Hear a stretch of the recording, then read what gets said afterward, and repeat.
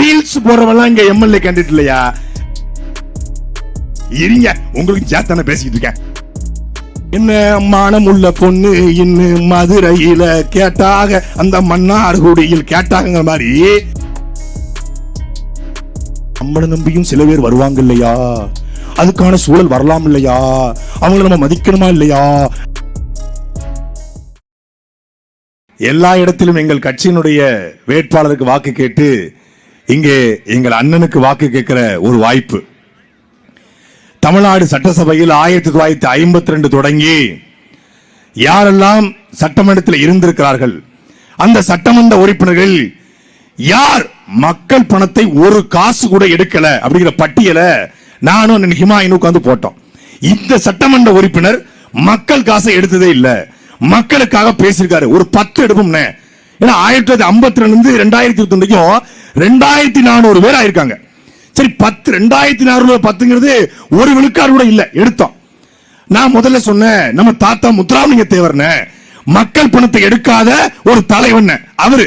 டேய், நான் ஒண்ணு சொல்றேன், மூக்கையா தேவர்ரா மக்கள் பணத்துக்கு ஆசைப்படாத ஒரு தலைவன், மக்களுக்காக சட்டசபையில பேசிய ஒரு தலைவன். நான் அடுத்து சொன்னேன், நம்ம தாத்தா கர்ம வீரர், கிங் மேக்கர், கல்வி கண்டிருந்த காமராஜர் அப்படின்னு. அவரு டேய் நம் தாத்தா கக்கன்றா அப்படின்னாரு. நான் அடுத்த சொன்னேன், ஒடுக்கப்பட்ட மக்களுக்காக, பொதுவுடைமை மக்களுக்காக பேசி போராடிய நம் தாத்தா ஜீவானந்தம் அப்படின்னு. அடுத்து அவர் சொன்னாரு முத்துராமலிங்க தேவர்றாரு. அடுத்து நான் சொன்னேன் மூக்கையா தேவர்னு. அடுத்து அவர் சொன்னார் காமராஜர்னு. அடுத்து அவர் சொன்னார் கக்குன்னு. மாறி மாறி 5 தாண்டல. மூக்கையா தேவர், முத்துராமலிங்க தேவர், காமராஜர், கக்கடு, ஜீவானந்த தவிர 1952 பட்டியல் எடுத்தா மக்கள் காசை திருடாத, மக்களுக்காக பேசக்கூடாத ஒரு ஆள் இல்ல. சரி, இந்த திமுக ஆட்சியில யாருமே இல்லையா அப்படின்னு பார்த்தா ஒருத்தர் இருக்காரு. திண்டுக்கல் மாவட்டம் நத்தம் சட்டமன்ற தொகுதியில ஆண்டி அம்பலம் ஒருத்தர். அவர் ஒருத்தர் தான் மக்கள் காசை திருடாத ஒரு சட்டமன்ற உறுப்பினர். 2016 எம்எல்ஏ. யாரு? நத்த எம்எல்ஏ ஆண்டி அம்பலம். 2021 தோத்து போறாரு. இப்ப போய் அவர் சீட்டு கேட்டிருக்காரு. நீங்க இதுக்கு அன்பிட் அப்படின்னு நத்தத்துல திமுக சீட்டு கொடுக்கல. திமுக இருக்கிற ஒரு நேர்மையான மனுஷனுக்கு சீட்டு கொடுக்கல. மொத்தமாகவே இந்த 52 ஆண்டுகள்ல மக்களுக்காக மக்கள் காசை எடுக்காத ஒரு சட்டமன்ற உறுப்பினர் இதுவரைக்கும் உருவாகல. அதை உருவாக்கத்தான் காரைக்குடியில் அண்ணன் சீமான் அவர்கள் இந்த களத்தில் நிற்கிறார். மூக்கையா தேவரும், முத்துராமலிங்க தேவரும், காமராஜரும், கக்கனும், ஜீவானந்தமும் இருந்த சட்டசபையில இந்த 5 மொத்த உருவமாக இந்த முறை காரைக்குடியிலிருந்து சீமான் என்கிற குரல் சட்டசபையிலே ஒலிக்க இருக்கிறது. இது சத்தியம். நான் நிறைய நண்பர்கள் இந்த அமமுகல, நம்ம ஸ்லீப்பர் செல் தான் எல்லாரும் இருக்காங்க இல்லையா, அமமுகல கூடிய நண்பன்மார்கள், திமுக கூடிய நம்ம செல்ல தம்பிகள், காங்கிரஸ் கூடிய நம்ம ஆட்கள் இருக்காங்க. இப்ப திமுக காரங்க நம்மளை எப்படி பாக்குறாங்கன்னா, நம்ம பங்காளிகள் எப்ப வேணா அடிச்சுக்கலாம், முதல்ல அவனை அடிங்க, விஜய விட்டாதீங்க, அவனை அடிச்சு அடியில இவங்க ஃப்ரெண்ட்ஸ் ஆயிட்டாங்க.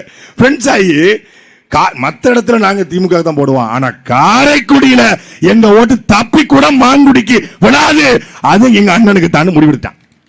அதனால தான் இதுவரைக்கும் சீமான் என்கிற வார்த்தையை உச்சரிக்காத வாய்கள் முதலாக உச்சரிக்க தொடங்குது. ஏன்? சீமான் ஏறி வராரு. பக்கத்துல ஒரு அமைச்சர் சொன்னாரா, காரைக்குடியில சீமான் வெல்றது பிரச்சனை இல்ல, சீமான் காரைக்குடி ஒப்படைச்சீங்கன்னா சிவகங்கை மாவட்டத்தையே நீ மறந்துட வேண்டியதான். ஏன்னா தமிழ்நாட்டிலேயே சிவகங்கை மாவட்டம் 1,67,000 ஓட்டு வாங்கி நாடாளுமன்றத்தில் அதிக ஓட்டு வாங்கியிருக்காரு. சிவகங்கை காரைக்குடியை பிடிச்சா மானாமதுரைக்கு வருவாரு, பரமக்குடிக்கு வருவாரு, திருப்பத்தூருக்கும் வருவாரு, எனக்கும் உழ வைப்பாரு அப்படின்னு ஒருத்தர் சொல்லியிருக்காரு. உழ வைக்கிறது இல்ல, ஆல்ரெடி வச்சாச்சு, ஆல்ரெடி 10 எரிஞ்சுக்கிட்டு இருக்கு. காரைக்குடியில அண்ணன் சீமானி வெற்றி எவனும் தடுக்க முடியாது. ரீல்ஸ் போடுறவெல்லாம் இங்க எம்எல்ஏ கேண்டிடேட் இல்லையா? ரூல்ஸ் போடுறவன் தான் எம்எல்ஏ கேண்டிடேட் இருக்கணும். எங்க அண்ணன் ரீல்ஸ் போடுற ஆள் இல்ல, ரூல்ஸ் போடுற ஆளு. தம்பி நாராயணன் சொன்னாங்க, இந்த நிலக்குடை அமைச்சு கொடுத்ததுக்கு தான் ஓட்டு போடணும் அப்படின்னா, மாங்குடி நிலக்குடை அமைச்சு கொடுத்திருக்காரு. நிலக்குடை அமைச்சு கொடுத்தா ஓட்டு போடணும்னா ரொம்ப நேரமா நிழலை கொடுக்குறது இந்த மரம் தான். மரத்துக்கு ஓட்டு போடலாமா? அதுதான் அதிகமான நிழலை கொடுக்குது. இது சொன்னது அண்ணன் சீமான். எனக்கு கருத்து சொல்லிடணும்ல. அப்போ சட்டமன்ற உறுப்பினர் என்பவர் யார்? காரைக்குடி மொத்த மக்களும் தேவக்கோட்டை மொத்த மக்களும் சட்டசபையில் பேச முடியாது. உங்கள் குரலாக ஒலிப்பதற்கு ஒரு தலைவன் தேவைப்படுகிறான். மன்னன் மாங்குடி அவர்களோ, அண்ணன் தேர்போகி பாண்டியவர்களோ, தம்பி பிரபு அவர்களோ சட்டசபைக்கு போனால் என்ன நடக்கும், அண்ணன் சீமான் சட்டசபைக்கு போனால் என்ன நடக்கும் என்பதை அறிவார்ந்த தேவக்கோட்டை மக்கள் சிந்தித்து பாருங்கள். இவர்கள் போனால் அது வெறும் செய்தி. ஐயா மாங்குடியின் வெற்றி என்பது செய்தி, அண்ணன் தேர்போகி பாண்டியின் வெற்றி என்பது வெறும் செய்தி, தம்பி பிரபுவின் வெற்றி என்பது ஒரு செய்தி, அவ்வளவுதான். ஆனால் காரைக்குடியிலிருந்து சொந்த மண்ணிலிருந்து சீமான் வென்றார் என்பது வரலாறு. ஒருவனுடைய வெற்றிக்காக 12 கோடி மக்களும் காத்து கிடக்கிறான். 12 கோடி தேசியமும் ஒருவன் வெற்றிக்காக ஆஸ்திரேலியாவில், அமெரிக்காவில், ஐரோப்பாவில், பின்லாந்துல, ஹாலந்துல, போலந்துல, லண்டன்ல எல்லா நாட்டிலும் இருந்தும் ஒற்றை குரல் எப்படியாவது சீமானை ஜெயிக்க வச்சிருங்க என்று சொல்றாங்க. அது எங்க கையில் இல்ல, தேவக்கோட்டை மக்கள் உங்கள் கையில் இருக்கிறது. நான் ஓட்டு போட முடியாது. கட்சி கூட்டத்துக்கு வர்ற மக்களுக்கு பணம் கொடுத்து பார்த்திருப்பீங்க, வாக்குச்சாவடி முகவர்களுக்கு பணம் கொடுத்து பார்த்திருப்பீங்க. ஒரு கட்சியின் தலைவன் பேசிக் கொண்டிருக்கிறான், ஒரு சின்ன பிள்ளை ஓடி வந்து உண்டியல கொடுத்து பெரியப்பா விட்டுறாதீங்க, உங்களுக்காக நாங்க இருக்கிறோம் என்று சொல்லுகிற ஒரு தலைவனை இந்த நிலம் இப்பதான் பாக்குது. திரள் நிதி என்று கிண்டல் பண்ணா ஒரு ஐடி ஊழியன் அண்ணன் சீமான் பேசிக் கொண்டிருக்கிறார். வண்டியை ஓரமா நிப்பாட்டான், பாக்கெட்ல கையை விட்டு 5000 ரூபாய் பணத்தை எடுத்து, அண்ணா நாங்க இருக்கோம் நீ விட்டுறாத என்று கேட்டா அவர் விட மாட்டாரு. தேவக்கோட்டை மக்கள் நீங்க விட்டாதீங்க. உங்ககிட்ட உங்கள் பிள்ளைகள் இருக்கிற ஒரே ஒரு கோரிக்கை, 1952 தொடங்கி தொடர்ச்சியாக திமுக, அதிமுக, காங்கிரஸ் என்று மாறி மாறி 6 முறை காங்கிரஸ் இந்த இடத்தை ஆண்டுகிறது. பக்கத்துல தேரலூர் கிராமம், காலையில பரப்புரைக்கு போயிருந்தோம். அந்த கிராமத்துல அடிப்படை தேவை, அடிப்படை தேவைன்னா அந்த ஒருத்தர் சொல்லுவாரு, எங்க சோறு தண்ணிக்கு இல்லாம கூட இருந்துடலாங்க, ஆனா அடிப்படை தேவை இல்லாம இருக்க முடியாதுங்க. அது மாதிரி அடிப்படை தேவை இல்ல. சோறு தண்ணிங்கிறது அத்தியாவசியம். அடிப்படைங்கிறது பள்ளிக்கூடம், மருத்துவமனை, அதே போல ஒரு ஊருக்கு தேவையான சாலை, மின்சார வசதி, இதெல்லாம் அடிப்படை. அந்த அடிப்படை தேவைகள் கூட இல்லாமல் தேரலூர் மட்டுமல்ல பல்வேறு கிராமங்கள் இருக்கிறது.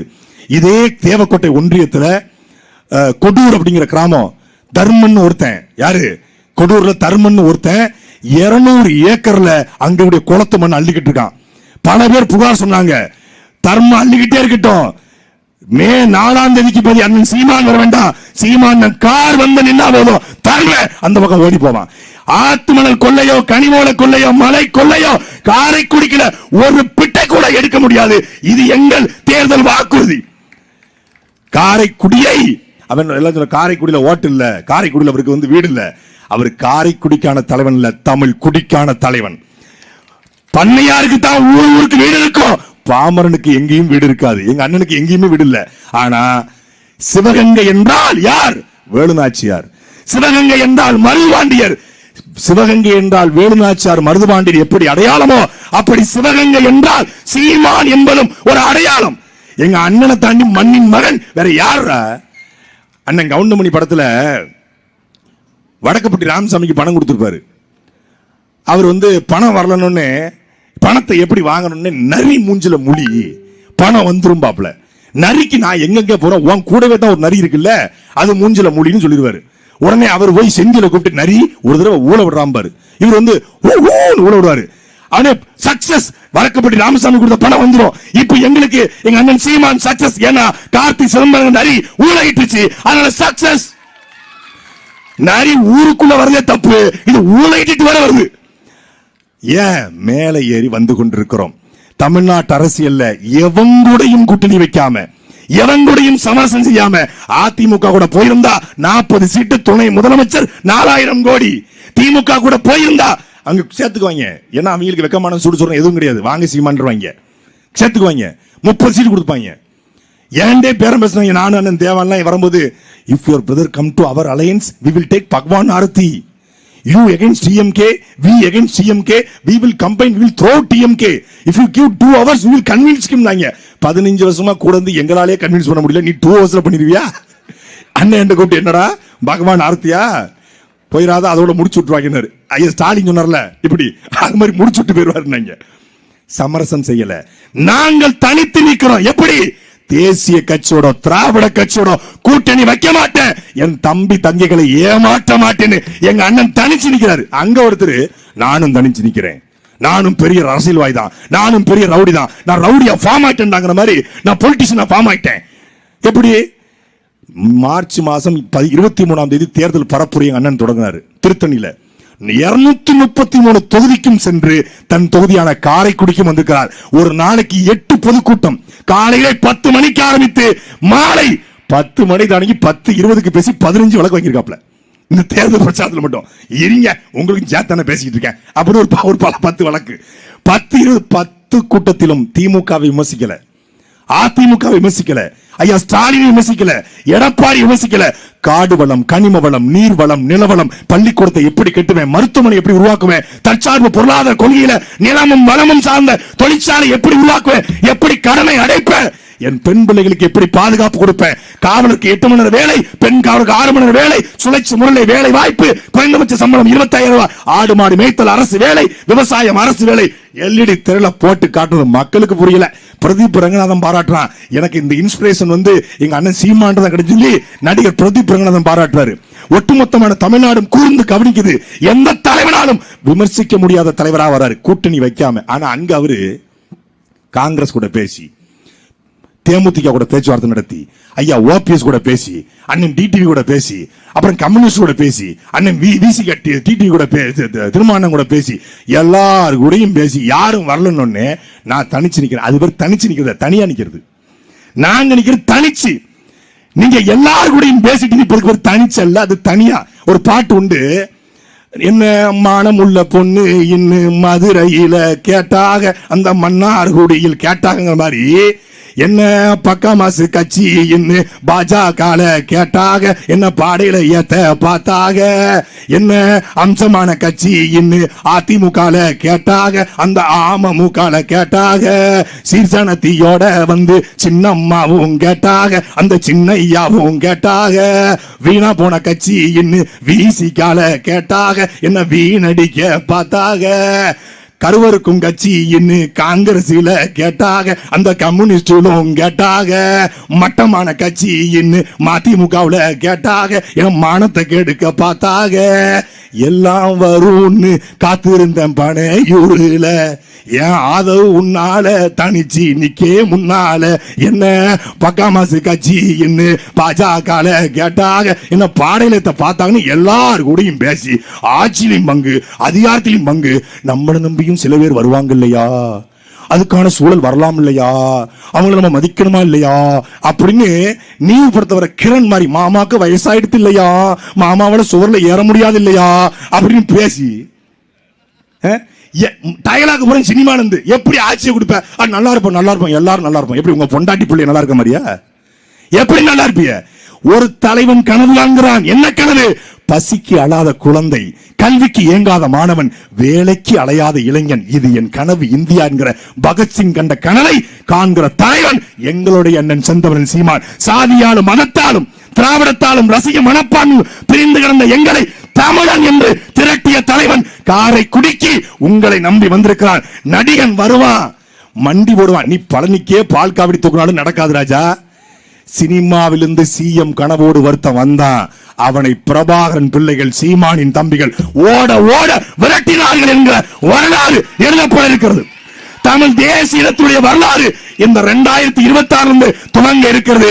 2ஆம் எண்ணிலே இருக்கிற அண்ணன் சீமானை முதல் இடத்துக்கு கொண்டு வர வேண்டியது தேவக்கோட்டை மக்கள் உங்களுடைய பொறுப்பு, காரைக்குடி மக்களுடைய பொறுப்பு. இந்த முறை ஏர் சுமக்கும் விவசாயி சட்டமன்றத்திலே ஒலிக்கும். நன்றி, வணக்கம். நாம் தமிழர்.